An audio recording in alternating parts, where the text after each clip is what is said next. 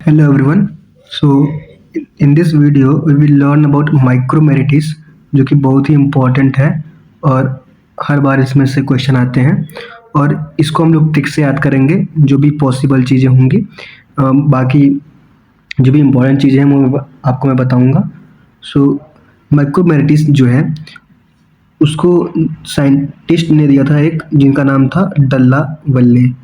तो आप याद कर सकते हैं, डल्ला वल्ले जो है साइंटिस्ट थे, उन्होंने दिया था। ठीक है, अब कुछ पाउडर्स के बारे में भी पढ़ेंगे हम लोग, उनकी बेसिकली जो रियोलॉजी फ्लो प्रॉपर्टीज पे पढ़ेंगे।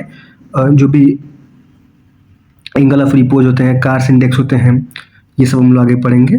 तो जो माइक्रोमेटिक्स होता है, उस टर्म है, उसका मतलब होता है कि it deals with the study of small particles. Micro में होता है स्मॉल, और स्मॉल पार्टिकल्स जो होते हैं उनके स्टडी को हम लोग क्या कहते हैं, माइक्रोमेटिक्स कहते हैं। ठीक है, तो हम लोग आगे बढ़ते हैं। So here the introduction. तो माइक्रोमेटिक्स जो होता है, it is a science which deals with the small particles. ठीक है, ग्रीक टर्म है माइक्रोमेटिक्स। माइक्रोस का मतलब होता है माई स्मॉल, एंड मेट्रोन का मतलब होता है major. Don't forget these formulas, हमेशा कंफ्यूज होते हैं बच्चों को। तो 1 माइक्रोमीटर जो होता है वो 10⁻³ mm के बराबर होता है, वहीं 10⁻⁶ मीटर के बराबर होता है। ठीक है, तो जो 1000 नैनोमीटर होता है वो 1 माइक्रोमीटर के बराबर होता है। ये कन्वर्जन्स डायरेक्ट आते हैं नाइपर में। कुछ माइक्रोमेटिक्स में जो कुछ प्रॉपर्टीज होती हैं वो फंडामेंटल्स होती हैं। जो फंडामेंटल प्रॉपर्टी होती हैं वो जैसे कि सरफेस एरिया हो गया, पार्टिकल साइज और डिस्ट्रीब्यूशन, पार्टिकल नंबर, शेप। तो आप इसको याद कर लीजिएगा क्योंकि डायरेक्ट क्वेश्चन आता है which are the following is fundamental properties. ठीक है, नो डिराइव प्रॉपर्टीज। जो डिराइव प्रॉपर्टीज होती हैं वो फंडामेंटल प्रॉपर्टीज पे डिपेंड करती हैं। जैसे फॉर एग्जांपल पोरोसिटी हो गया, density, bulkiness, flowability and particle volume. अब हम लोग देखते हैं कुछ एप्लीकेशन ऑफ माइक्रोमेटिक्स जो कि इंपॉर्टेंट है, कभी कभी आ जाता है। तो जब जब हम लोग पार्टिकल साइज को क्या करते हैं, कम करते हैं, तो उससे क्या होता है कि सरफेस एरिया बढ़ती है। ठीक है, जब सरफेस एरिया बढ़ती है तो जो सॉल्युबिलिटी होगी वो ड्रग की वो इंक्रीज होगी और डिसोल्यूशन जो है इंक्रीज होगा। अब नो एब्जॉर्प्शन। अब जितना ज़्यादा सॉल्युबिलिटी होगी, डिसोल्यूशन होगा, उतना अच्छा जो है एब्जॉर्प्शन होगा। तो higher dissolution lead to the faster absorption, quicker and greater therapeutic action. No physical stability. जो स्मॉलर पार्टिकल्स होते हैं, बहुत ही जो छोटे पार्टिकल्स होते हैं, वो ज़्यादा स्टेबल होते हैं, बेटर स्टेबल होते हैं देन द बिग पार्टिकल्स। ठीक है, ये जो है पार्टिकल साइज जो है फिजिकल स्टेबिलिटी ऑफ सस्पेंशन और इमल्सन में बहुत ज़्यादा इंपॉर्टेंट होते हैं। Now dose uniformity. Good flow properties of granules are critical for the uniform filling of tablets and capsule during manufacturing. जितना अच्छा फ्लो एबिलिटी होगी ग्रेन्यूल्स की, उतना अच्छा जो है टैबलेट और कैप्सूल में यूनिफॉर्म फीलिंग होगी during manufacturing. So these are important for the manufacturing procedure also. No, यहाँ पे कुछ इक्विवेलेंट डायमीटर्स हैं जो कि याद करने हैं। तो सिंस जो पार्टिकल्स होते हैं बहुत ही छोटे होते हैं, तो उनका जो है एग्जैक्ट हम लोग डायमीटर नहीं डिसाइड कर सकते, इसीलिए कुछ इक्विवेलेंट डायमीटर्स जो है बनाए गए हैं। तो उसमें है सरफेस डायमीटर। जहाँ भी आपको सरफेस डायमीटर दिखा तो diameter of the sphere having same surface area as asymmetric particles. तो सरफेस डायमीटर मतलब सेम सरफेस एरिया, अगर जहाँ दिख गया आप इसको ट्रिक कर दीजिएगा। ठीक है, और वॉल्यूम डायमीटर में क्या हो जाएगा, same volume as the particle. इसमें ये सिंपल है, कुछ है नहीं इसमें, same volume of the particle. अब जहाँ भी प्रोजेक्टेड एरिया डायमीटर दिख गया, ठीक है, डीपी जहाँ भी देखा, सो आप वहाँ देखिएगा particle observed under microscope, so projected area diameter आपका आंसर होगा। No Stokes diameter. जहाँ भी स्टोक्स डायमीटर दिखा आपको, आप सेडिमेंटेशन देख लीजिएगा, आंसर आपका आ जाएगा। ठीक है, नो सीव डायमीटर। जहाँ भी सीव देखा तो वही diameter of the sphere that passes through the same sieve aperture. देखिए, मैं आपको इसका एक मीनिंग एग्जैक्टली नहीं बता रहा हूँ, मैं बता रहा हूँ कैसे क्वेश्चन सॉल्व होगा, इजीली आप सॉल्व कर सकते हैं। आप इसके बाद कभी नहीं भूलने वाले हैं। प्रोजेक्टेड एरिया डायमीटर दिखा, particle observe under microscope, answer. ठीक है, now the next concept is there are methods of particle size distribution. ये बहुत ही ज़्यादा इंपॉर्टेंट है। यहाँ से एक क्वेश्चन अभी 2025 में आया था। ठीक है। तो सबसे पहले हम लोग माइक्रोस्कोपी से जो है डिटरमाइन कर सकते हैं पार्टिकल के साइज को, ठीक है। इसमें आता है ऑप्टिकल माइक्रोस्कोप और scanning electron microscope, SEM and TEM। अब इसमें ये आता है कि ऑप्टिकल माइक्रोस्कोप जो होता है वो 0.2 टू 100 माइक्रोमीटर के साइज के पार्टिकल्स को क्या करता है, वो डिटरमाइन करता है। अब सबसे छोटा जो पार्टिकल होता है डिटरमाइन होता है वो ट्रांसमिशन इलेक्ट्रॉन माइक्रोस्कोप से होता है 0.001 to 0.1 micrometer, while scanning electron microscope से जो है 0.01 टू 1000 माइक्रोमीटर साइज रेंज का पार्टिकल जो है ऑब्जर्व होता है। लाइट माइक्रोस्कोप से तो 1 टू 1000 माइक्रोमीटर का जो है वो ऑब्जर्व होता है।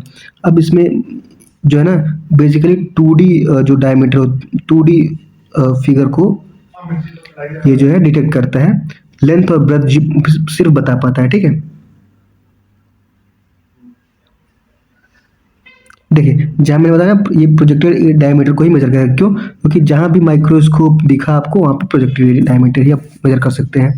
अब यहाँ से क्वेश्चन आता है कि इस बार आया था कि एक ऑर्डर आ गया था SEM, सबसे पार्टिकल साइज का ऑर्डर क्या होगा, तो सबसे बड़ा पार्टिकल जो है वो ऑप्टिकल दिखाएगा, फिर उससे ज़्यादा स्कैनिंग इलेक्ट्रॉन माइक्रोस्कोप, फिर ट्रांसमिशन इलेक्ट्रॉन माइक्रोस्कोप। अब कैसे याद करेंगे, स्कैनिंग और ट्रांसमिशन में क्या होता है, कन्फ्यूजन होता है। तो स्कैनिंग मतलब क्या होता है, जो पार्टिकल के ऊपर से स्कैन करेगा तो थोड़े बड़े पार्टिकल्स को ही बस वो मेजर कर पाएगा। वही ट्रांसमिशन इलेक्ट्रॉन माइक्रोस्कोप होता है, ट्रांसमिशन होता है मतलब उसके पार्टिकल के अंदर घुस के जा रहा है, तो इसका मतलब वो जो है वो ज़्यादा स्मॉल पार्टिकल को मेजर कर सकता है। तो आप इसको ऐसे याद कर सकते हैं। नो, कुछ मेथड होते हैं सीविंग के जिससे हम लोग पार्टिकल साइज डिटरमाइन कर सकते हैं। सीविंग में आपका 50 टू 1500 माइक्रोमीटर का आप साइज रेंज में कर सकते हैं। एस फॉर सीविंग है तो एस फॉर मतलब 50 से स्टार्ट हो रहा है यहाँ पे, ठीक है। इसको हम लोग मैकेनिकल सीवर इंस्ट्रूमेंट यूज होता है। जो भी सीव होते हैं वो नेशनल ब्यूरो ऑफ स्टैंडर्ड से कैलिब्रेटेड होने चाहिए इनको मेजर करने के लिए। अब सेडिमेंटेशन, जैसा मैंने पहले बताया, जहाँ भी सेडिमेंटेशन देखा वहाँ पे स्टोक्स लॉ आ जाएगा, स्टोक्स डायमीटर मेजर करेंगे, ठीक है। यहाँ पे एंडरसन पिपेट apparatus यूज होता है इंस्ट्रूमेंट के फॉर्म में, और इसके जो पार्टिकल साइज सेडिमेंटेशन रेंज है वो पार्टिकल जो रेंज है पार्टिकल साइज रेंज वो 1 टू 200 माइक्रोमीटर का होता है। नो, कंडक्टिविटी, कंडक्टिविटी से हम लोग 0.5 टू 500 माइक्रोमीटर का साइज रेंज जो है जो पार्टिकल होते हैं उनको मेजर करते हैं। कंडक्टिव में कूल्टर काउंटर जो है वेरी इंपॉर्टेंट है, ये मेजर करता है पार्टिकल वॉल्यूम को। अगर पार्टिकल वॉल्यूम और पार्टिकल साइज दोनों दिया है तो आप पार्टिकल वॉल्यूम मार्क करेंगे, और अगर ऑप्शन में दिया है कि बोथ ऑफ द अबव तो आप both of the above mark करेंगे, ठीक है। इसे हम लोग स्ट्रीम स्कैनिंग भी कहते हैं। अब कुछ डायमीटर्स होते हैं जो कि हमेशा क्वेश्चन पूछे जाते हैं इससे। पहले पता है मार्टिन डायमीटर क्या होता है, फेरेट डायमीटर क्या होता है, प्रोजेक्टेड डायमीटर क्या होता है। जैसे मैंने पहले बता दिया कि प्रोजेक्टेड एरिया डायमीटर क्या होता है। जहाँ भी आपको माइक्रोस्कोपी दिख गई आप उसको मार्क कर दीजिएगा, मतलब observed under the surface, observed surface होता है, ऑब्जर्व सरफेस एरिया डायमीटर जो होता है ये होता है diameter projected area. No, Feret diameter में क्या होगा, फेरेट FRET, टी जो है लास्ट में आ रहा है तो उसको आप tangent, distance between the parallel tangent जो होते हैं उनके बीच की डिस्टेंस को हम लोग फेरेट डायमीटर बोलते हैं। मार्टिन, आप ऐसे याद कीजिए, Martin line bisecting, Martin line bisecting, sorry ऐसे ही मैंने याद किया था। जो मार्टिन डायमीटर होता है वो लाइन बाइसेक्टिंग के बीच में होता है। ये observe under microscope. Feret diameter जो है वो टेंजेंट से याद कर लीजिएगा। ये तीन जो है आपके diameters as it is definition पूछ जाते हैं। नो, कोल्टर काउंटर जो हो गया आपका, ये जैसा मैंने पहले बताया कंडक्टिविटी, इसका प्रिंसिपल ये है, particle suspended in the conducting fluid electrolyte passes through a small orifice cause change in resistance. इसमें हम लोग पार्टिकल वॉल्यूम डिटरमाइन करते हैं, वेरी इंपॉर्टेंट, पहले मैंने बता चुका। इसको हम लोग स्ट्रीम स्कैनिंग भी बोलते हैं। कुछ अदर मेथड्स होते हैं पार्टिकल साइज डिटरमिनेशन के, जैसे कि एक्सरे डिफ्रैक्शन, ये क्रिस्टलिटी को डिटरमाइन करता है, वेरी इंपॉर्टेंट। और कैस्केड इम्पैक्शन, ये जो है एरोसॉल्स में यूज होता है, वेरी इंपॉर्टेंट, ये क्वेश्चन आता है। ये पार्टिकल साइज डिटरमिनेशन होता है, यूज होता है बेसिकली एरोसॉल में यूज होता है। कुछ रोटेटिंग ड्रम मेथड होता है, और लेजर लाइट स्कैटरिंग भी यूज होता है। It measures the random changes in the light intensity scattered from the suspension. Now surface area determine करने का मेथड क्या होता है, तो आपको सबको पता है कि as the surface particle size decrease, जैसे जैसे पार्टिकल साइज छोटा होता है सरफेस एरिया बढ़ता है और एब्जॉर्प्शन भी है बढ़ता है, ठीक है। तो इसमें दो मेथड से हम लोग सरफेस एरिया डिटरमाइन करते हैं। एक तो होता है एब्जॉर्प्शन मेथड और दूसरा जो होता है वो होता है एयर परमेबिलिटी मेथड। जो एडजॉर्प्शन मेथड होता है उसमें हम लोग नाइट्रोजन गैस यूज करते हैं यूजली। एडजॉर्प्शन मेथड एन आ रहा है तो आप नाइट्रोजन गैस यूज करते हैं, ऐसे याद कर लीजिएगा। और इसमें जो है it measures volume of gas absorb to form a monolayer. एक मोनोलेयर बनाने के लिए जो भी वॉल्यूम ऑफ गैस एब्जॉर्ब होती हैं, ऐसे वो इसका प्रिंसिपल होता है, ऐसे मेजर करता है। और इसमें जो होता है वो बीईटी इक्वेशन यूज होता है, Brunauer's Emmett Teller, very important. Brunauer's Emmett Teller जो है इक्वेशन यूज होता है। और इंस्ट्रूमेंट जो होता है वो काउंटर साहब होता है। बस इतना याद करना है इसमें आपको एडजॉर्प्शन मेथड में। अब आता है एयर परमेबिलिटी मेथड। यहाँ पे क्या होता है, it is the principle of this is resistance to air flow through a packed bed is directly proportional to surface area. ये सरफेस एरिया का डायरेक्टली प्रोपोर्शनल होता है। इसमें हम लोग very important Kozeny Carman equation use करते हैं और फिशर सब्सिडाइजर जो है इसमें इंस्ट्रूमेंट यूज करते हैं। तो डायरेक्ट क्वेश्चन आते हैं एयर परमेबिलिटी मेथड में कौन सा इक्वेशन यूज होता है, तो कोजेंसी कार्बन इक्वेशन, ठीक है। और इंस्ट्रूमेंट कौन सा यूज होता है एयर परमिटिव मेथड में, तो फिशर सब्सिडाइजर यूज होता है। ऐसे ही डायरेक्ट क्वेश्चन पूछ जाते हैं इसमें। अब कुछ डेंसिटीज होती हैं जो कि सिंपल है, हमको पता है डेंसिटी का फॉर्मूला होता है volume mass per unit volume, ठीक है। तो ट्रू डेंसिटी क्या होता है, it is mass upon the true volume, बस। अब यहाँ से क्वेश्चन ये नहीं आएगा, लेकिन ये क्वेश्चन आता है कि इसको हम लोग कैसे डिटरमाइन करते हैं, तो हीलियम पिकोनोमीटर से डिटरमाइन करते हैं ट्रू डेंसिटी। हीलियम पिकोनोमीटर से हम लोग डिटरमाइन करते हैं ट्रू डेंसिटी। अब ग्रेनुलर डेंसिटी जो होता है उसको डिटरमाइन करने का जो होता है instrument mercury displacement method use होता है, वेरी इंपॉर्टेंट, यही क्वेश्चन आते हैं। ये तो फॉर्मूला सबको पता है कि मास अपॉन ग्रेनुलर वॉल्यूम। अब आता है बल्क डेंसिटी। बल्क डेंसिटी में मास पर यूनिट बल्क वॉल्यूम होता है। टैप डेंसिटी का होता है mass per unit volume after mechanical tapping. हम लोग टैपिंग कर देते हैं, उसके बाद जो वॉल्यूम आता है उसको कंसीडर करते हैं। अब यहाँ पे पोरोसिटी इंपॉर्टेंट है। तो पोरोसिटी क्या होता है, it is the define the ratio of void volume to bulk volume. आप 2-3 बार बोलेंगे, ratio of void volume to bulk volume is porosity, ठीक है। तो ये आपका फॉर्मूला हो गया VB minus VP upon VB, ठीक है। वी जो होता है वॉइड जो होता है वो वीबी माइनस वीपी होता है। तो आप यहाँ से इसको कर सकते हैं void volume minus bulk volume, ठीक है।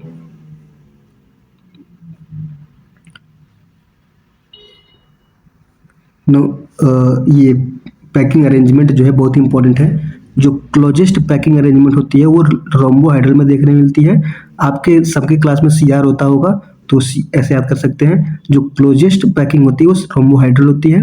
और जो उनकी जो क्योंकि वो क्लोजली पैक्ड है तो उनकी पोरोसिटी बहुत कम होगी, तो 26% पोरोसिटी होती है। और लूजेस्ट पैकिंग जो होती है वो आपकी क्यूबिक में देखने को मिलती है, और क्योंकि वो लूजली पैक्ड है तो उनकी पोरोसिटी ज़्यादा होती है, 48% होती है। अब हम लोग पढ़ते हैं angle of repose. Angle of repose जो है वो फ्लो प्रॉपर्टी को डिटरमाइन करने के लिए यूज होता है। एंगल ऑफ रिपोज होता है फ्लो प्रॉपर्टीज को डिटरमाइन करने के लिए होता है। एंगल ऑफ रिपोज हम लोग कई मेथड से डिटरमाइन कर सकते हैं।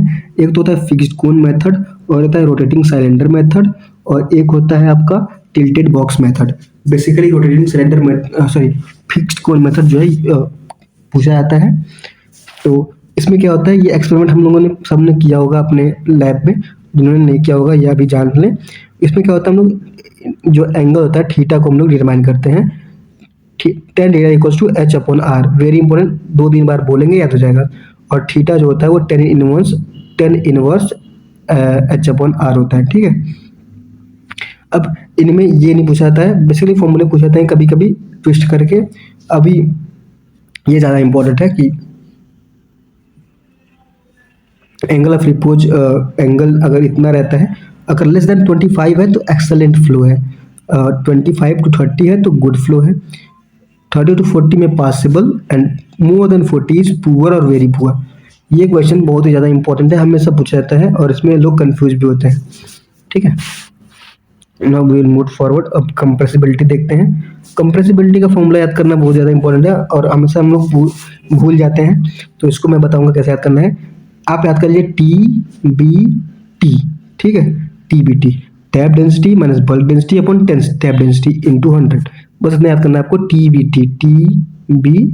टी, ठीक है। नाउ ये होती है कार्स इंडेक्स, और ये जो है ये भी फ्लो प्रॉपर्टीज को डिटरमाइन करने के लिए होती है। हॉसनर रेशियो भी फ्लो प्रॉपर्टीज को डिटरमाइन करने के लिए होती है। अब जो हॉसनर रेशियो होता है वो टी बी होता है, टी बी यानी tap density upon the bulk density, और जो कास इंडेक्स होता है वो होता है टी बी टी, ठीक है, ऐसे याद कर सकते हैं आप लोग। नो जो ये जो वैल्यूज होती हैं वो ज़्यादा रिमेंबर करना बहुत इंपॉर्टेंट है रिमेंबर करने के लिए, क्योंकि एक्सलेंट फ्लो किस में होता है, अगर कार्स इंडेक्स लेस देन और इक्वल टू 10 होगा तो एक्सलेंट फ्लो होगी। गुड फ्लो 11 टू 15 में आएगा, पॉसिबल में 21 टू 25, पुअर में 26 टू 31, वेरी पुअर में मोर देन 30। तो एक इससे आप ये पता कर सकते हैं जितनी कम कार्स इंडेक्स है उतना फ्लो एक्सलेंट है, उतना अच्छा फ्लो है। तो ये भी क्वेश्चन पूछा जा सकता है। वैसे ही एंगल ऑफ रिपो जितना कम होगा उतना ज़्यादा जो है फ्लो एबिलिटी ज़्यादा होगी, ठीक है।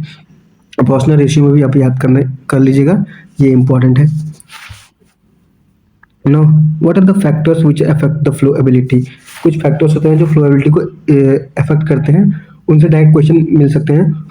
For example sorry, particle size जितना फाइन पार्टिकल्स जो होते हैं वो जो होते हैं उनमें कम फ्लो होता है, क्योंकि उनके अंदर कोहेशन हो जाता है, इसलिए उनका जो है पार्टिकल में फ्लो बहुत कम होता है। अब जो ग्रेनुल्स होते हैं उनमें ज़्यादा अच्छी फ्लो होती है, गुड फ्लोबिलिटी होती है उनके अंदर। शेप अगर स्फेरिकल शेप का होगा तो मैक्सिमम फ्लो होगा, अच्छा फ्लो होगा। इरेगुलर फ्लो होगा तो पुअर फ्लो होता है due to the bridging. Moisture अगर सब्सटेंस हाईली हाइग्रोस्कोपिक है तो वाटर एब्जॉर्ब कर लेगा, और वाटर एब्जॉर्ब होकर क्या हो जाएगा, स्टिकी बन जाएगा, तो उसमें फ्लो जो है बहुत ही कम हो जाएगी, ठीक है। डेंसिटी जितना अच्छा डेंसिटी रहेगा उतना ज़्यादा बेटर फ्लो रहेगा। पोरोसिटी अगर पोरोसिटी कम रहेगी तो फ्लो जो है अच्छी रहेगी, ठीक है। इलेक्ट्रोस्टैटिक चार्ज अगर चार्ज ज़्यादा रहेगा तो फ्लोएबिलिटी जो है बहुत कम हो जाएगी, चार्ज कम होना चाहिए गुड फ्लो एबिलिटी के लिए। अब कुछ क्रिटिकल फॉर्मूलाज हैं वो इम्पोर्टेंट है, बस आपको स्पेसिफिक डायमीटर याद कर। स्पेसिफिक सरफेस क्या होता है, वो होता है total surface area of the particle upon the volume of the particle, ठीक है।